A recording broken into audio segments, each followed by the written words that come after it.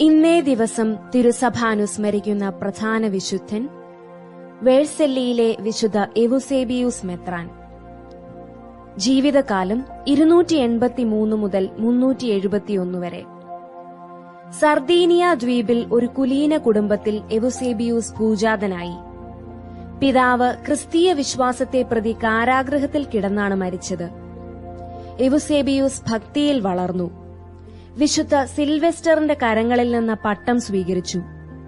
ക്രിസ്തുവർഷം 340 പീഡുമോണ്ടിൽ വെർസെല്ലിയിലെ മെത്രാനായി. അദ്ദേഹം ഇടവക വൈദികർക്ക് ആശ്രമവാസികളുടെ നിയമമാണ് കൊടുത്തത്. തൽഫലമായി അദ്ദേഹത്തിന്റെ കീഴുണ്ടായിരുന്ന ഇടവക വൈദികർ പല സ്ഥലങ്ങളിലും മെത്രാന്മാരായി. പ്രശാന്തമായ ഈ ജീവിതം അധികം നാൾ നീണ്ടുനിന്നില്ല. കോൺസ്റ്റന്റൈൻ ചക്രവർത്തി ആര്യനായിരുന്നു. 354 ആണ്ടിൽ മിലാനിൽ ഒരു സൂനഹദോസ് ചേർന്നു. അത്തനേഷ്യസിനെ ശപിക്കാൻ ചക്രവർത്തി സൂനഹദോസിനോട് ആവശ്യപ്പെട്ടു. ഇത് അങ്ങയുടെ അഭിപ്രായപ്രകാരം നിശ്ചയിക്കേണ്ട ഒരു ലൌകിക സംഗതിയല്ല എന്ന് മെത്രാന്മാർ മറുപടി നൽകി. നിങ്ങൾ അനുസരിക്കുക അല്ലെങ്കിൽ ബഹിഷ്കരിക്കപ്പെടും എന്ന് ചക്രവർത്തി പ്രഖ്യാപിച്ചു. അവിടെ സമ്മേളിച്ചിരുന്ന മെത്രാന്മാരെല്ലാം നാടുകടത്തപ്പെട്ടു. എവുസേബിയൂസ് ആദ്യം പലസ്തീനായിലേക്കും അവിടെ നിന്ന് കപ്പദോച്ചിയയിലേക്കും പിന്നീട് ഈജിപ്തിലേക്കും നാടുകടത്തപ്പെട്ടു. അവിടെയെല്ലാം ബിഷപ്പ് എവുസേബിയൂസ് വളരെയേറെ സഹിക്കേണ്ടി വന്നു. ക്രിസ്തുവർഷം 361 കോൺസ്റ്റന്റൈൻ മരിച്ചു. ജൂലിയൻ ചക്രവർത്തി മതത്യാഗിയായിരുന്നെങ്കിലും എല്ലാ മെത്രാന്മാർക്കും സ്വന്തം രൂപതകളിലേക്ക് മടങ്ങാൻ അനുവാദം നൽകി. മാർഗമധ്യേ അനേകരുടെ വിശ്വാസം ദൃഢവൽക്കരിച്ചുകൊണ്ട് വേഴ്സെല്ലി രൂപതയിലേക്ക് അദ്ദേഹം മടങ്ങി. ജെറോം പറയുന്നു 371 എവുസേബിയൂസ് മരിച്ചുവെന്ന്. വിചിന്തനം: എനിക്ക് ഒരു തെറ്റു പറ്റിയേക്കാം, എന്നാൽ ഞാനൊരു പാഷണ്ഡിയാകയില്ല എന്ന വിശുദ്ധ അഗസ്റ്റിന്റെ വാക്കുകൾ ആർക്കും ഭൂഷണമാണ്.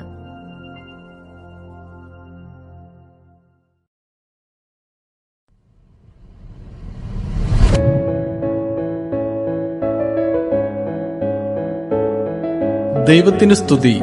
വിശുദ്ധ പീറ്റർ ജൂലിയൻ എയ്മാർഡ് 1811 ഫെബ്രുവരി 4 ഫ്രാൻസിലെ ലാമുറ എന്ന സ്ഥലത്താണ് പീറ്റർ ജൂലിയൻ എയ്മാർഡ് ജനിച്ചത്. ഭക്തരായിരുന്ന മാതാപിതാക്കൾ ബാല്യത്തിൽ തന്നെ അദ്ദേഹത്തിന് പകർന്നുകൊടുത്ത വിശ്വാസത്തിന്റെ പ്രകാശനമായിരുന്നു വിശുദ്ധന്റെ പിൽക്കാല ജീവിതം. ശിശുവായ പീറ്ററിനെയും കൊണ്ട് പള്ളിയിൽ പോയി പരിശുദ്ധ കുർബാനയുടെ മുമ്പിൽ മുട്ടുകുത്തി നിന്ന് പീറ്ററിന്റെ മാതാപിതാക്കന്മാരായ എയ്മാർഡ് ദമ്പതികൾ തീഷ്ണതയോടെ വളരെ നേരം പ്രാർത്ഥിച്ചിരുന്നു. മാതാപിതാക്കൾ പകർന്നു നൽകിയ ഈ മാതൃക കൊണ്ടാവാം പരിശുദ്ധ കുർബാന എഴുന്നള്ളിച്ചു വെച്ചിരിക്കുന്ന അരുളിക്ക ബാല്യം മുതൽ പീറ്ററിനെ വളരെയധികം ആകർഷിച്ചത്. വൈദികനാകാൻ ആഗ്രഹിച്ച പീറ്ററിനു മുന്നിൽ പ്രതിബന്ധങ്ങൾ ഒന്നിനു പുറകെ ഒന്നായി എത്തി.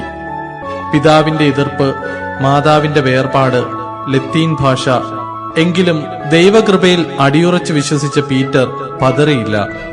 1834 ജൂലൈ 15 അദ്ദേഹം കർത്താവിന്റെ പുരോഹിതനായി. കുറെ നാൾ ഇടവകകളിൽ സേവനം ചെയ്തതിനു ശേഷം പീറ്റർ അച്ഛൻ രൂപതാ ബിഷപ്പിന്റെ അനുവാദത്തോടുകൂടി മാരിസ്റ്റ എന്ന മരിയ സന്യാസ സമൂഹത്തിൽ ചേർന്നു. 1856 അധികാരികളുടെ അനുവാദത്തോടെ ദിവ്യകാരുണ്യ ഭക്തി പ്രകടിപ്പിക്കുക എന്ന ലക്ഷ്യത്തോടെ അദ്ദേഹം ദിവ്യകാരുണ്യ സഭ സ്ഥാപിച്ചു. പ്രസ്തുത സന്യാസ സമൂഹം കാലഘട്ടത്തിന്റെ ഒരാവശ്യമായിരുന്നതിനാൽ അതിവേഗം അത് വളർന്നു വികസിച്ചു. നിരന്തര പരിശ്രമത്തിലൂടെയും പ്രഭാഷണ പരമ്പരകളിലൂടെയും അനേകം സദ്ഗ്രന്ഥങ്ങളിലൂടെയും പീറ്റർ അച്ഛൻ പരിശുദ്ധ കുർബാന ഭക്തിയും ദിവ്യകാരുണ്യ സഭയും പ്രചരിച്ചു. അച്ഛന്റെ ജീവിതം മുഴുവൻ പരിശുദ്ധ കുർബാനയിൽ സന്നിധി ചെയ്യുന്ന ദൈവത്തിന്റെ നേർക്കുള്ള ഭക്തിയാൽ പ്രചോദിതമായിരുന്നു. പരിശുദ്ധ കുർബാന ഭക്തി പ്രചരിപ്പിക്കുക എന്ന ലക്ഷ്യത്തോടുകൂടി പീറ്റർ അച്ഛൻ വനിതകൾക്കായി കന്യാസ്ത്രീകളുടെ ദിവ്യകാരുണ്യ സഭയും സ്ഥാപിച്ചു. പിന്നീട് അൽമായരുടെ ഇടയിലും പരിശുദ്ധ കുർബാന ഭക്തി പ്രചരിപ്പിക്കുവാൻ പരിശുദ്ധ കുർബാന സഖ്യവും വിശുദ്ധൻ സ്ഥാപിച്ചു. പീറ്റർ അച്ഛന്റെ സമകാലീനവും നാട്ടുകാരനുമായ വിശുദ്ധ ജോൺ മരിയ വിയാനിയുടെ എല്ലാവിധ പ്രോത്സാഹനങ്ങളും പീറ്റർ അച്ഛന് ലഭിച്ചിരുന്നു. അദ്ദേഹം പീറ്റർ അച്ഛനെ ഇങ്ങനെ പറഞ്ഞു: പീറ്റർ എയ്മാർഡച്ചൻ വലിയൊരു പുണ്യവാനാണ്. അദ്ദേഹത്തെ കാണുമ്പോൾ പറയണം, അങ്ങോട്ട് വരാൻ നേരമില്ലാത്തതുകൊണ്ടാണ് ഞാൻ വരാഞ്ഞത്. നമുക്ക് സ്വർഗത്തിൽ വെച്ച് കാണാം. ദൈവിക കാര്യങ്ങൾക്ക് വേണ്ടിയുള്ള അത്യധ്വാനത്തിൽ ക്ഷീണിതനായ അദ്ദേഹം 1868 തന്റെ 57-ാം വയസ്സിൽ ദൈവസന്നിധിയിലേക്ക് യാത്രയായി. അദ്ദേഹത്തെ 1962 ഡിസംബർ 9 വിശുദ്ധനായി നാമകരണം ചെയ്തു. ദൈവത്തിന് സ്തുതി. വിശുദ്ധ പീറ്റർ ജൂലിയൻ എയ്മാർഡിന്റെ തിരുനാൾ മംഗളങ്ങൾ.